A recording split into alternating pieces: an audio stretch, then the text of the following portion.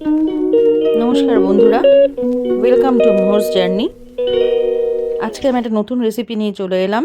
আজকের রেসিপি হচ্ছে vanilla cake. আমি এখানে এক বাটি ময়দা নিয়ে নিলাম। এবার দিলাম 1 চামচ বেকিং পাউডার, হাফ টিস্পুন মতন খাওয়ার সোডা, বেকিং সোডা। এটাকে দিয়ে ভালো করে মিশিয়ে নেব। এরপর দেব 1 বাটি চিনি। আমি এটাকে আর গ্রাইন্ড করে নিইনি।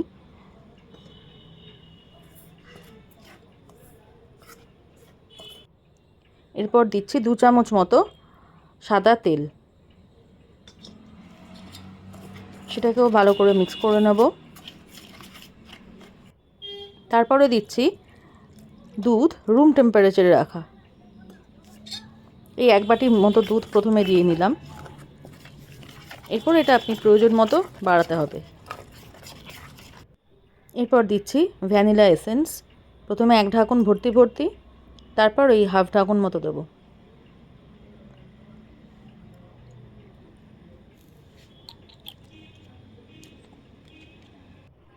এই ভ্যানিলা এসেন্সটা কিন্তু আমি দুধের মধ্যে মিশিয়ে নিয়েছিলাম, হাফ বাটি দুধ নিয়েছিলাম, সেটা আমি এবারে দিয়ে দিলাম।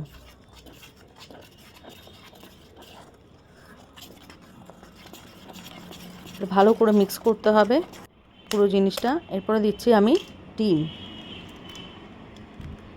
ডিমটাও আমি ডাইরেক্ট ওর মধ্যেই দিয়ে দিচ্ছি, আলাদা করে আর ফেটিয়ে নিইনি। এবারে ভালো করে এটাকে মিক্স করতে হবে। আমি কিন্তু একটাই ডিম দিলাম। এবার আমি একটা এরকম স্টিলের বড় কন্টেনারে ভালো করে বাটার গ্রিস করে নিচ্ছি।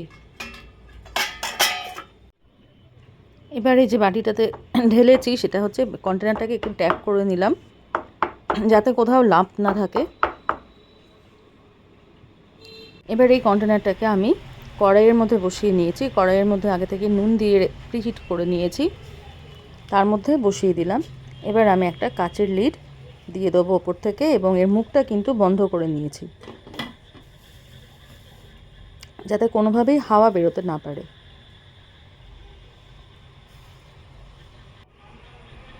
এটা দেওয়া থাকলো এবং ফ্লেমটা প্রথমে হাই করে 5 মিনিট মতো রেখে তারপর কিন্তু একদম লো ফ্লেমে হবে।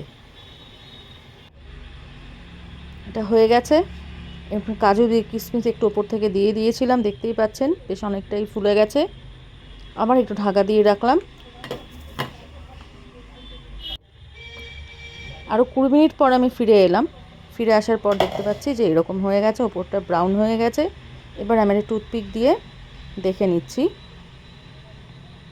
ব্যাস একদম পরিষ্কার টুথপিক, তার মানে কেকটা রেডি। আমার পুরো টোটাল টাইমটা লাগলো হচ্ছে 35 থেকে 40 মিনিট মতো সময় লেগেছে। তাহলে রেডি হচ্ছে আমার ভ্যানিলা কেক। আমি দেখিয়ে দিচ্ছি কতটা স্পঞ্জি হয়েছে, যথেষ্ট নরম। তাহলে এটা আপনারা অবশ্যই বাড়িতে ট্রাই করবেন এবং আমাকে কমেন্টে জানাবেন যে কেমন লাগলো। তাহলে খুব শিগগিরই আবার আসবো নতুন একটা রেসিপি নিয়ে। ততদিন সবাই ভালো থাকুন, সুস্থ থাকুন এবং দেখতে থাকুন Mohor's journey. Till then, by.